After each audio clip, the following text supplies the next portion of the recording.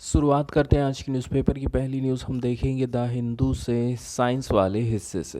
पहली खबर बताती है क्लाइमेट चेंज और इंसानों की जो माइग्रेशन होता है उसका क्या रिलेशन है। जहाँ पर भी बाढ़ आई, टेम्परेचर में बढ़ोतरी हुई, सूखा पड़ा, तो लोग वहाँ से क्या काम करते हैं, एक जगह से दूसरी जगह फिर उनका माइग्रेशन होना चालू हो जाता है।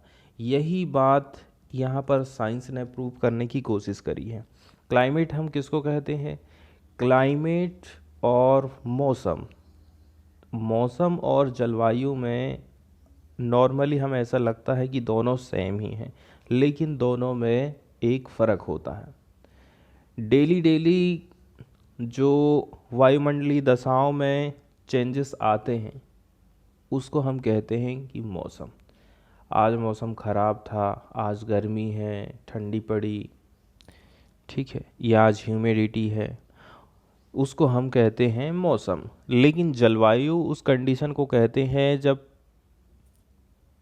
25-30 साल तक किसी एक जगह का जो एवरेज टेम्परेचर निकाला जाता है, एवरेज वायुमंडलीय दशाएं निकाली जाती हैं, उसको हम जलवायु कहते हैं। जैसे कि जम्मू कश्मीर की जलवायु ठंडी है, इसका मतलब ये नहीं है कि हमने केवल कल के आधार पर बोल दिए हैं कि कल वहाँ पर ठंड पड़ी थी इसलिए वहाँ की जलवायु ठंडी हो गई। पिछले 25-30 साल का रिकॉर्ड देखा जाता है कि वहाँ पर ठंड पड़ती थी या फिर गर्मी रहती थी, इस हिसाब से हम उसको जलवायु बोलते हैं। अब यहाँ पर बताया जाता है कि record breaking simulation of past 2 million years, पिछले 2 मिलियन साल की बात यहाँ पर करी जा रही है।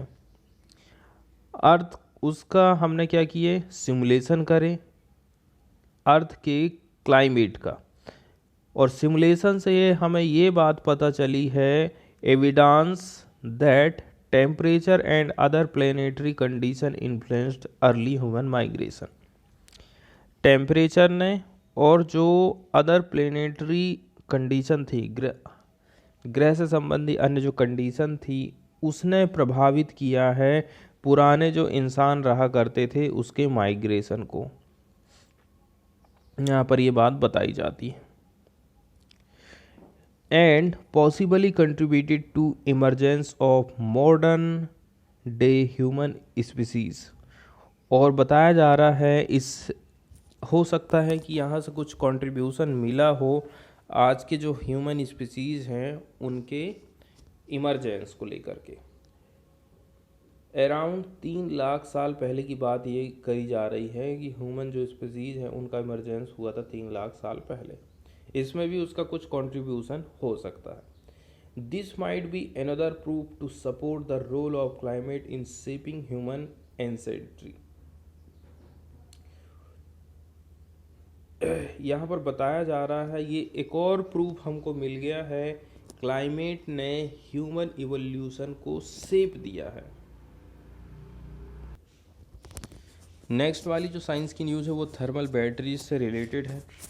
Researcher have achieved a nearly 30% jump in the efficiency of थर्मोफोटोवोल्टिक।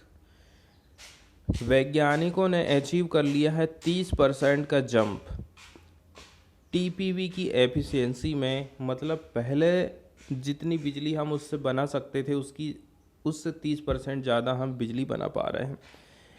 TPV which converts photon emitted by heat source to electricity. Heat source से फोटॉन उत्सर्जित होते हैं और बाद में उसको कन्वर्ट किया जाता है बिजली में। The idea is to feed surplus wind और solar electricity to heating element. ये आइडिया है, ये बताता है कि यदि हमारे पास सरप्लस में वाइंड है या फिर सोलर इलेक्ट्रिसिटी है, इसको हम हीटिंग एलिमेंट में क्या कर सकते हैं। The idea is to feed surplus wind और solar electricity to heating element. इसको हम फीड कर सकते हैं हीटिंग एलिमेंट में और इसके बाद यूज़ कर सकते हैं TPVs to convert the heat into electricity. फिर हम हीट को बिजली में कन्वर्ट कर लेंगे। इसके लिए टीपीवी का प्रयोग किया जाएगा। अगली वाली साइंस की न्यूज़ डीएनए से रिलेटेड है। डीएनए के बारे में कुछ बेसिक जानकारी हम देखेंगे। डीएनए, जिसको हम डीऑक्सी राइबो न्यूक्लिक एसिड कहते हैं, अणुओं का एक समूह होता है। और आप जानते हैं अणु क्या होता है, परमाणु क्या होता है। परमाणुओं से मिलकर के अणु बनता है। परमाणु सबसे छोटी यूनिट होती है। तो बहुत सारे अणुओं का एक ग्रुप है जो माता पिता से वंशानुगत गुणों या आनुवंशिक जानकारी को उनके संतानों तक ले जाने और स्थानांतरित करने के लिए जिम्मेदार है। माता पिता के गुण बच्चों में डीएनए के माध्यम से ही आते हैं। बताया जा रहा है एक बहुकोषीय जीव के लगभग प्रत्येक कोशिका में उस जीव के लिए आवश्यक डीएनए का पूरा सेट रहता है। ये सभी प्रकार के जीवों में आनुवंशिकता की प्राथमिक यूनिट के रूप में काम करता है। तो आखिर डीएनए है क्या? जैसा कि पहले ही हम जान चुके हैं कि डीएनए अणुओं का एक ग्रुप है जो जानकारी को अपने पेरेंट्स से बच्चों तक क्या करता है, ट्रांसफ़र करता है। दूसरे शब्दों में डीएनए एक लंबा अणु होता है जिसमें किसी व्यक्ति का अद्वितीय आनुवंशिक कोड रहता है। ये हमारे शरीर द्वारा कार्य करने के लिए आवश्यक प्रोटीन के निर्माण के लिए निर्देश देता है। यदि हमें कोई काम करना है उसके लिए प्रोटीन चाहिए और उसके निर्माण के लिए ये क्या करता है, निर्देश देने का काम करता है।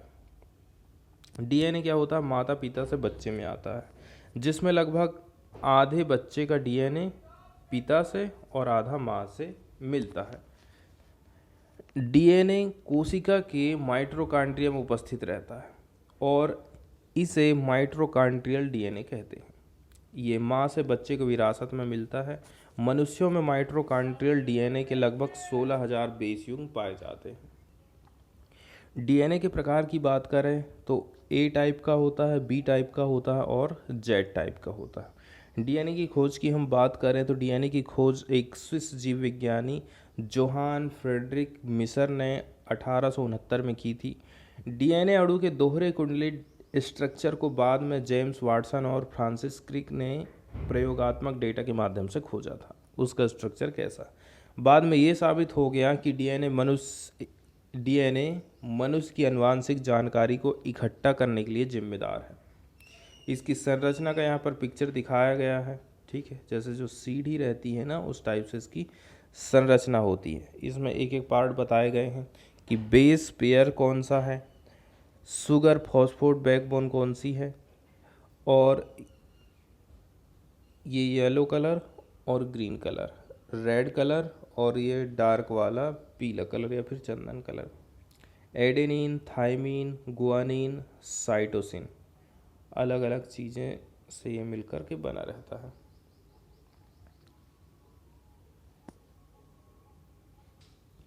अब हम न्यूज़ को देखें तो बताया जा रहा है ट्रैकिंग वाइल्ड लाइफ को हम ट्रैक करने की कोशिश यहाँ पर कर रहे हैं। डीएनए जिसको एक्सट्रैक्ट किया गया था फ्रॉम ब्लड से हमने डीएनए को क्या किए, एक्सट्रैक्ट किए या फिर निकाले, इंजेस्टेड बाय लीचेस, और इसको लिया गया था, अंतर्ग्रहण किया गया था कहाँ से, लीचेस क्या होता है, एक प्रकार का ये एनिमल होता है। इसका पिक्चर ये देख लीजिए आप, जिसको हम हिंदी में जोंक कहते हैं। लीचेस आर सेगमेंटेड पैरासाइटिक और प्रीडेटोरी वर्म्स होते हैं that comprise the sub class Hirudinea within the phylum Annelida.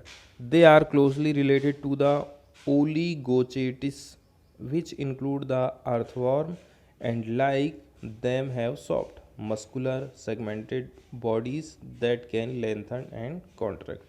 Just for knowledge के लिए ये है पिक्चर इसका जोंक का। तो यहाँ से इसका डीएनए सैंपल हमने लिए। Has been use to track wildlife in China's एलियासोन नेचर रिजर्व, ठीक है। चाइना का एलियासोन नेचर रिजर्व का यहाँ पर उल्लेख किया गया है, तो इसको हम देख लेते हैं इसकी लोकेशन कहाँ पर है। मैप देख रहे हैं आप, तो चाइना का जो निचला वाला हिस्सा है, साउथ वाला हिस्सा, ठीक है, म्यांमार के करीब है। लाओस भी उसके पास में पड़ता है और वियतनाम भी लगभग इसके पास में पड़ता है। तो ये यहाँ पर दिखाया गया है एलियोसेन नेशनल नेचर रिजर्व, यहीं पर ये शायद स्टडी की गई है, उसी की ये न्यूज़ आई है। यहाँ पर आलियो माउंटेन्स भी है और यहीं पर है ये नेचर रिजर्व। अब यहाँ पर बताया जा रहा है researcher extracted DNA from the leches blood and detected 86 different species. इन्होंने जोंक से डीएनए को निकाला, ठीक है, लीच का ब्लड है वहाँ से डीएनए को निकाला और डिटेक्ट किया था 86 अलग अलग प्रकार की स्पीसीज को, फ्रॉम इंडेंजर्ड यूनानन स्पाइनी फ्रॉग से लेकर के एशियाटिक ब्लैक बियर्स और ह्यूमंस तक। Biodiversity was highest in the high altitude interior of the reserve. यहाँ पर बताया जा रहा है कि जो बायोडाइवर्सिटी थी वो हाईएस्ट रही हाई एल्टीट्यूड इंटीरियर वाले रीजन में। मतलब कि इसके ब्लड के सैंपल, अब इसने किसी किसी का खून चूसा होगा, किस किस का इसने खून चूसा है, यहाँ से ये बात इन्होंने पता लगा लिया है, ऐसा यहाँ पर बताया जाता है। इसके बाद वाली न्यूज़ हम देखने वाले हैं, ठीक है, wave like face of electron seen in fabricated device. एक फैब्रिकेटेड डिवाइस है, यहाँ पर इलेक्ट्रॉन की हमें वेव लाइक फेस देखने को मिली है, इसी को लेकर के ये न्यूज़ आई है। This material has been known to show exotic phases ranging from insulator से लेकर के सुपर कंडक्टर। ये मटेरियल है, दो प्रकार के यहाँ पर गुण हमको देखने को मिलते हैं, इंसुलेटर से लेकर के सुपर कंडक्टर। बताया जा रहा है one of the important material that is being studied today is twisted bilayer graphene. और जिस मटेरियल की हम बात कर रहे हैं वो है बाईलेयर ग्राफीन। यहाँ पर बहुत अधिक तो क्लियर नहीं किया गया है, लेकिन बताया जाता है bilayer graphene is a material, एक प्रकार का मटेरियल होता है जिसमें शामिल होता है 2 लेयर ऑफ ग्राफीन। ग्राफीन की 2 लेयर इसमें पाई जाती हैं। One of the first reports of bilayer graphene was seminal 2004 science paper by Geim and colleagues. शायद पहली बार यहाँ पर रिपोर्टिंग की गई थी 2004 में, in which they describe device which contain just 1, 2 or 3 atomic layers। Graphene की यदि हम बात करें तो कार्बन का एक फॉर्म होता है और ये 2D मटेरियल माना जाता है। मतलब कि मटेरियल की थिकनेस नहीं होती है, सिर्फ एटम की फ्लैट लेयर परत होती है और इसे दुनिया का सबसे मजबूत मटेरियल माना जाता है। तो हम 2 लेयर वाले ग्राफीन की बात कर रहे हैं। This is a material in which a wide variety of phases have been observed that pique the interest of physicists, जो कि वैज्ञानिकों को उत्सुकता पैदा करता है। अब इसकी अलग अलग फेजेस होते हैं, जैसे कि insulator, super conductor and even faces that imitate liquid crystal, जो कि इमिटेट करता है लिक्विड क्रिस्टल को। एक ये भी हो सकता है, इमिटेट मतलब नकल करना, सच एज नीमेटिक ऑर्डरिंग। अब वैज्ञानिक लोगों का ऐसा कहना है कि इसकी एक और फेज हमको देखने को मिल सकती है, उसको इन्होंने कहा है चार्ज डेंसिटी वेव स्टेट्स। क्या नाम दिया है यहाँ पर? Charge density wave state. Wave से समझ आ रहा है कि यहाँ पर हमको तरंगे देखने को मिलेंगी। To start with, graphene is a 2 dimensional material comprising a single layer of carbon atoms. अब यहाँ पर ग्रेफीन के बारे में कुछ बेसिक जानकारी बताई जाती है कि ये दो डायमेंशन वाला मटेरियल है जिसमें शामिल होती है एक सिंगल लेयर कार्बन एटम की, arranged in A hexagonal lattice. और ये इसका अरेंजमेंट रहता है हेक्सागोनल के लैटिस में। Stacks of graphene layers can make up graphite. ठीक है, अब फिर ग्रेफीन लेयर से मेकअप किया जा सकता है ग्रेफाइट को। यहाँ पर स्टैक्स वर्ड यूज़ किया गया है अब्स्ट्रैक्ट डेटा टाइप।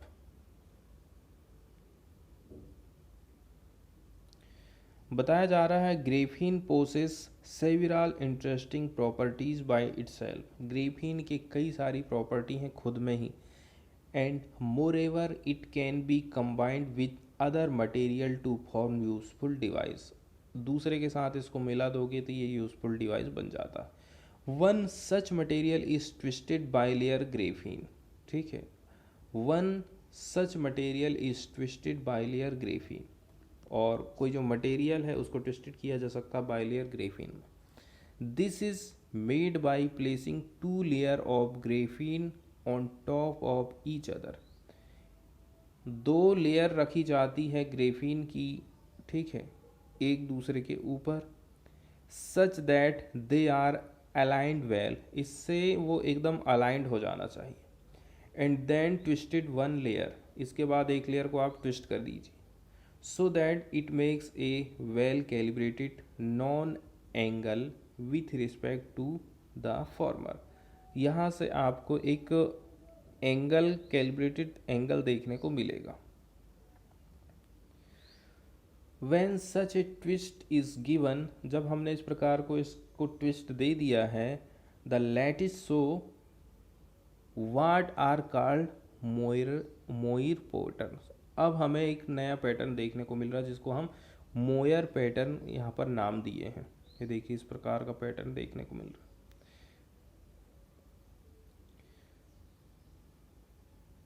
मतलब हमें आँखों में कुछ भ्रम टाइप का नहीं हो जाता है, देखते हैं तो वो वाला पैटर्न की यहाँ पर बात करी जाती है। Moire patterns are wavy fringe like pattern होते हैं that we see for example when two layers of synthetic fabric overlap and move with respect to each other। अब ये जो पैटर्न बन रहा है वो किस टाइप का बन रहा है, जब हम दो ठो लेयर सिंथेटिक फैब्रिक की ओवरलेप कर दें और and move with respect to each other, और फिर इनको हम क्या करते जाएं, मूव कराते जाएं एक दूसरे के साथ में। यूनिक प्रॉपर्टी की बात यहाँ पर होती है। Twisted bilayer graphene has been studied for several year, कई सालों से इसका अध्ययन किया जा रहा था। However, the number of labs in India that can fabricate such devices can be counted using the fingers of one hand। आगे बताया जा रहा है कि ये जो लैब है या फिर इसकी जो फैसिलिटीज़ है ना, however the number of labs in India that can fabricate such device, हमारे यहाँ पर इनकी संख्या की बात करें इस प्रकार की लैब्स की जो कि फैब्रिकेट कर सकती हैं इस प्रकार के डिवाइस को, can be counted using the fingers of one hand, उनको गिना जा सकता है अपने हाथों की उंगलियों से। नाउ विथ प्रिसाइज, ठीक है, प्रिसाइज कंट्रोल मतलब एकदम सटीक कंट्रोल किया गया मैकेनिज्म के ऊपर। रिसर्चर थे कहाँ के, यू चांदनीस लैब IISc, इन्होंने प्रोड्यूस किया मटेरियल को अध्ययन के लिए। अब सेकेंड लेयर को ट्विस्ट किया गया विथ रिस्पेक्ट टू फर्स्ट के रिस्पेक्ट में सेकेंड को हमने ट्विस्ट करे, थोड़ा सा एंगल में मोड़ना है उसको 1 से लेकर के 2 डिग्री में। Then they made a third layer of tungsten diselenide to complete the device। इसके बाद उन्होंने क्या काम करा, इन्होंने बनाया तीसरी लेयर को, किसकी, टंगस्टन डिसलेनाइड, ताकि कंप्लीट किया जा सके डिवाइस को। टंगस्टन डिसलेनाइड एक केमिकल कंपाउंड होता है। टंगस्टन डिसलेनाइड ने ये हमें शो किया property called spin orbit coupling. इसने स्पिन ऑर्बिट कपलिंग की प्रॉपर्टी को शो करा था, which is a link between the intrinsic spin and the orbital angular momentum of the electron. यहाँ जो वर्ड यूज़ किया गया है स्पिन ऑर्बिट कपलिंग, इसके कई सारे नाम हैं। स्पिन ऑर्बिट इंटरेक्शन, इसको कहते हैं स्पिन ऑर्बिट इफ़ेक्ट या फिर स्पिन ऑर्बिट कपलिंग। ये एक प्रकार का रिलेटिविस्टिक इंटरेक्शन रहता है, एक चीज़ दूसरे के साथ में इंटरेक्ट करती है of A particles spin. Particles का क्या होता है, स्पिनिंग होती है with its motion inside a potential, with it motion inside a potential. जैसा कि आप इस वीडियो में देख सकते हैं, जस्ट फॉर इंफॉर्मेशन, इस लेक्चर में डिस्कस करेंगे स्पिन ऑर्बिट कपलिंग के लिए एनर्जी इक्वेशन। जैसा कि हम जानते हैं किसी भी न्यूक्लियस के अंदर जो मोमेंटम होते हैं वो टू टाइप्स के होते हैं, spin momentum small S and orbital angular momentum small L, और इन्हीं की वजह से होती है पोटेंशियल एनर्जी। तो हम लिख सकते हैं VL, S equals to minus mu s dot BL। तो यहाँ पर हमने समझने की कोशिश किया स्पिन ऑर्बिट कपलिंग, ठीक है, जिसमें बताया जाता है कि जो एक हमें लिंक बताता है intrinsic spin and orbital angular momentum of the electron. Electron spin करते हैं और दूसरा ऑर्बिटल एंगुलर मोमेंटम भी हमें दिखाते हैं, किसमें, उसको हम कहते हैं spin orbit coupling. Adding this layer, they showed endowed the material with unique property and created the charge density wave state। अब यहाँ से हमें एक चीज़ देखने को मिली, वो थी चार्ज डेंसिटी वेव स्टेट। तीसरी इसकी फेज है ये, या फिर न्यू फेज जो इन्होंने खोज किया है वो ये। अब ये समझाने की कोशिश कर रहे हैं, किसी कंडक्टर को ले लो, ठीक है, एग्जाम्पल चार्ज कैरियर की बात कर रहे हैं, मतलब हम इलेक्ट्रॉन की बात कर रहे हैं। ये स्वतंत्र हैं, ये मूव कर सकते हैं कहीं पर भी कंडक्टर में, लेकिन यहाँ इस स्टडी में बताया जा रहा है कि कुछ एरिया ऐसा है जो कि रिस्ट्रिक्टेड हो गया है and the electron can move only in allowed reason. Electron केवल अलाउड वाले रीजन में ही मूव कर सकते हैं, ऐसा कहना है Arindam Ghosh IISc and one of the authors of the paper का। Just like there are variation in particle density in a sound wave, जैसे कि वेरिएशन देखने को मिलता हमको पार्टिकल की डेंसिटी में साउंड वेव में। साउंड की जो वेव रहती है, हम जो बोलते हैं वो वेव में कहीं कहीं घने रहते हैं पार्टिकल, कहीं कहीं बिरले रहते हैं। These states show a wave-like variation in the charge density, और ये बात बताती है wave-like variation किसमें, चार्ज डेंसिटी में। इसके बाद वाली न्यूज़ हम देखने वाले हैं ट्यूनीसिया से। ट्यूनीसिया ऑफिशियली जिसको हम रिपब्लिक ऑफ ट्यूनीसिया के नाम से जानते हैं, ये नॉर्दर्न मोस्ट कंट्री मानी जाती है अफ्रीका की। अफ्रीका का जो लगभग उत्तरी रीजन है पूरा वहाँ पर इसकी लोकेशन है and is bordered by Algeria to west and south west. West और साउथ वेस्ट की तरफ आप जाओगे तो अल्जीरिया के साथ में बाउंड्री है। Libya to the south east, दक्षिण और ईस्ट की तरफ जाओगे तो लीबिया के साथ में, and the Mediterranean sea to the north and east. East और नॉर्थ की तरफ पड़ता है मेडिटेरियन सी। कवर करता है कितने एरिया को, 1,63,610 वर्ग किलोमीटर एरिया को। पॉपुलेशन बताई जाती है यहाँ पर 11 मिलियन। कैपिटल है इसकी ट्यूनिस, देश का नाम है ट्यूनीसिया। प्रेसिडेंट हैं काइस सईद, करेंसी है ट्यूनीसियन दिनार। प्राइम मिनिस्टर हैं नजला बाउदैन।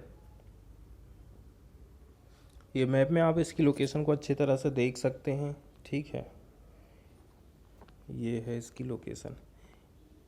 इसका जो नॉर्थ वाला हिस्सा है और पूरा जो साउथ वाला हिस्सा है, उत्तर से लेकर के दक्षिण तरफ, यदि आप पश्चिम की तरफ जाओगे तो काफ़ी बड़ा एरिया अल्जीरिया के साथ में शेयर करता है।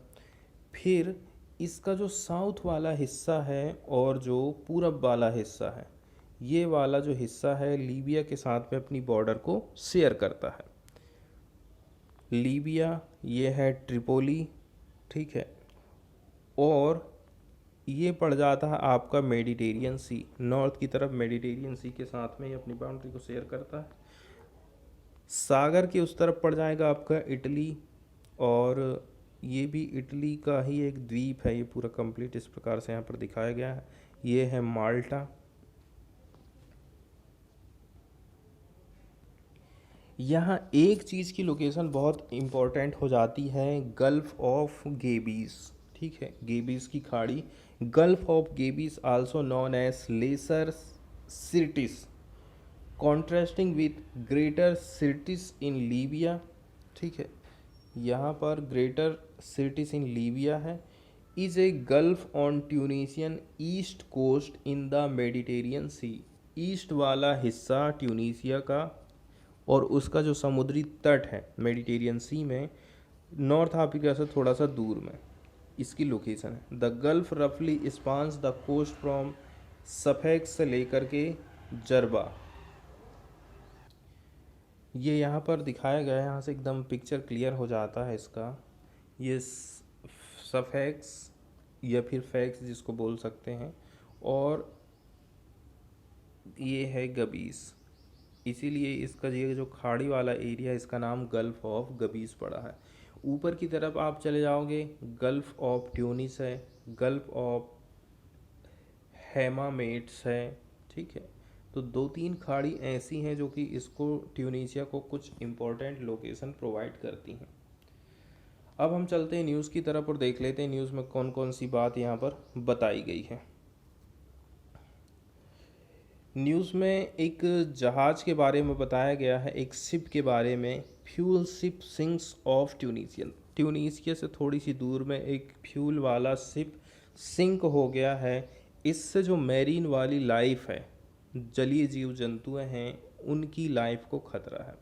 नेवी रेस्क्यूज क्रू को नेवी ने रेस्क्यू कर लिया है। Authorities activate national emergency plan, और जो अधिकारी लोग हैं उन्होंने एक्टिवेट कर दिया है नेशनल इमरजेंसी प्लान को, to prevent pollution from oil spill, ताकि ऑयल के फैलाव से जो पॉल्यूशन है उसको रोका जा सके। ट्यूनीशियन authorities intensified efforts on Saturday to avoid an environmental disaster after a merchant fuel ship carrying 1,000 ton of fuel sank off the coast of Gabes on Friday. गेबीज का जो कोस्ट है वहाँ पर ये जहाज डूबा था।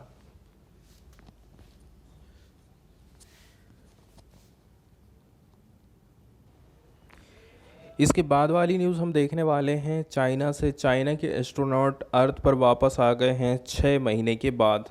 This was China's longest crude mission, और ये चाइना का सबसे लंबा सबसे बड़ा क्रू वाला मिशन था, ठीक है, क्रू मतलब जो चालक दल रहता है ना।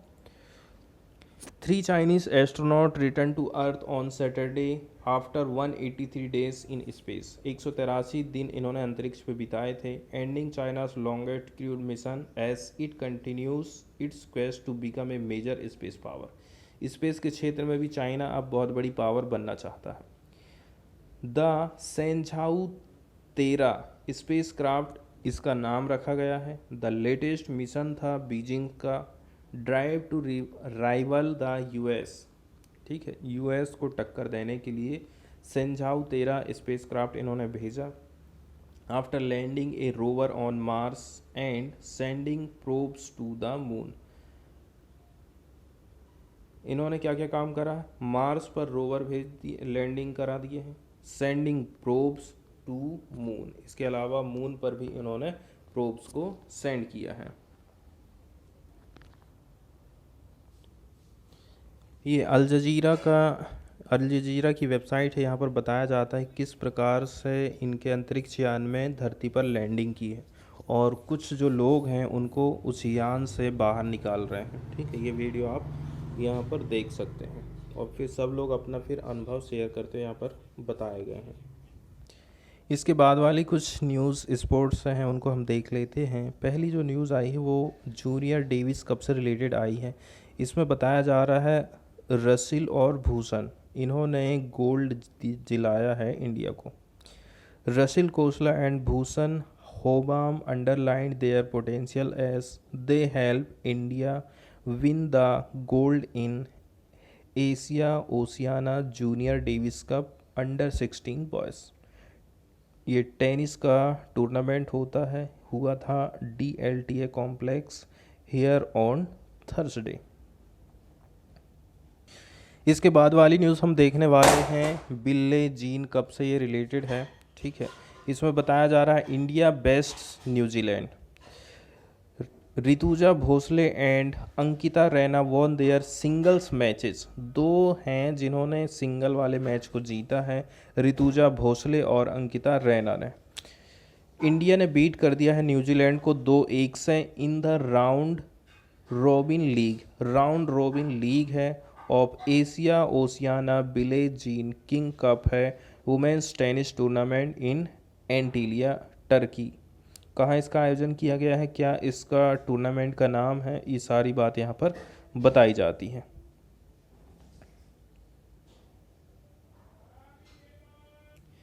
इसके बाद वाली जो न्यूज़ है स्पोर्ट्स की वो हम देखने वाले हैं डेनिस ओपन से रिलेटेड। Sajan Prakash bags butterfly gold. Vedant Madhavan clinches silver in personal best time. Vedant Madhavan silver, Sanjan Prakash gold. अब डिटेल में इसको देखते हैं। टॉप इंडियन स्विमर हैं Sajan Prakash began his season on a winning note by clinching the men's 200 metre butterfly gold 8 Danish open swimming meet in Copenhagen में इसका आयोजन किया गया था। 200 मीटर की ये रेस रही थी, ठीक है। इन्होंने विनिंग के साथ में अपने सीजन की शुरुआत करी है। Competing in his first international meet this year Prakash stop the clock 1 minute 1:59:26 to stand atop the podium on Friday night। अब इसके पहले केरल के स्विमर हैं who trains in Dubai under coach Pradeep Kumar head clock 2:03:67 second in the heats to qualify for a final. अब ये बताया जा रहा है कि इन्होंने जो ये रिकॉर्ड हासिल किया है वो बेस्ट रिकॉर्ड नहीं है, क्योंकि however Friday's performance was not even close to the 28 years olds personal best. 28 साल का कोई व्यक्ति है, उसका बढ़िया परफॉर्मेंस बताया गया है 1:56 का। That came last year in Rome में पिछले साल ये सामने आया था। When Sajan became the first Indian swimmer to breach the Olympic A standard time. एक न्यूज़ आई है जिसमें बताया जाता है कि इंफ्रास्ट्रक्चर के प्रोजेक्ट के लिए जो नॉर्म्स रहते हैं, नियम कानून रहते हैं, उनको सरल बना दिया गया है। Union environment ministry has extended the tenure of environmental clearance grant clearance. Environmental clearance का जो टेन्योर था उसको इन्होंने बढ़ा दिया है। ग्रांटेड फॉर एग्जिस्टिंग और न्यू प्रोजेक्ट, जो कि दी जाती थी किसको, जो कि कोई प्रोजेक्ट चल रहा है या फिर कोई नया प्रोजेक्ट आने वाला है तो उसको और इन्होंने बढ़ा दिया है। The EC for river valley project will now have 13 year validity, ठीक है। जो क्लियरेंस है रिवर वैली के लिए, रिवर घाटी के लिए 13 साल की वैलिडिटी रहेगी। एंड न्यूक्लियर पावर प्रोजेक्ट या फिर those involving the processing of nuclear fuel, इनके लिए 15 साल की वैलिडिटी रहेगी। Project and activities other than the mining and river valley project will have their clearance validity 10 years। Multiple factor की बात यहाँ पर करी जाती है। Explaining it's rational, the ministry said in its gadget notification that nuclear power project and hydro power project had high gestation. दो ठो project हैं वो हाई गेस्टेशन माने जाते हैं period due to geological surprises, delays in forest clearance and land acquisition, local issue, rehabilitation and resettlement and such other factor which are often beyond the control of project proponents and this context central government deems its necessary to extend the validity of environmental clearance. कई सारी ऐसी समस्या बताई गई हैं जिसके चलते चलते उनमें डिले हो जाता है, इसलिए काम करते हैं क्लियरेंस वाले को ही हम बढ़ा देते हैं, ऐसा इनका कहना है। माइनिंग लीज की बात करें तो mining leases are now granted for period of 50 years but environment clearance is valid for 30 years. यहाँ बताया जा रहा है माइनिंग को लीज पर जो दिया जाता है वो 50 साल का पीरियड रहता है, लेकिन जो एनवायरमेंट क्लियरेंस है वो उसकी वैलिडिटी है 30 साल की। तो central government deems it necessary to align the validity of mining ECs which is currently permissible up to maximum duration of 30 years subject to revive the appropriate environmental safeguards। इसके बाद वाली जो न्यूज़ है वो हम देखने वाले हैं 108 फुट ऊंची हनुमान जी की जो मूर्ति है मोरबी गुजरात में इसको स्थापित किया गया है और इसका उद्घाटन पीएम मोदी ने किया था एक वीडियो कॉन्फ्रेंस के माध्यम से। उनका कहना है कि आप लोकल प्रोडक्ट को ही खरीदिए, भले ही वो कितने महंगे ही क्यों ना हो, चाइना की तरफ मत जाइए। 4 स्टैच्यूज़ की बात यहाँ पर करी जाती है एज पर details shared by the prime minister office. The statue in Morbi is the second of 4 being build in the 4 cardinal direction across the country Hanuman ji 4 Dham project. इसके अंतर्गत शायद 4 मूर्तियां बनाने की बात करी जा रही है, तो ये सेकंड नंबर की मूर्ति है। The first statue of the series was set up in the north in Himachal Pradesh Shimla in 2010 में हिमाचल प्रदेश के शिमला में सेटअप किया गया था। The second has been set up in the west at the ashram of Bapu Keshavanand at Morbi in Gujarat. कहाँ पर जो सेकंड नंबर की है वो वेस्ट में, कहाँ पर आश्रम ऑफ बापू केशवानंद एट मोरबी गुजरात में स्थापित करी गई। Work on the third statue project is progressing in the south. अब साउथ में लगाएंगे, ऐसा इनका कहना।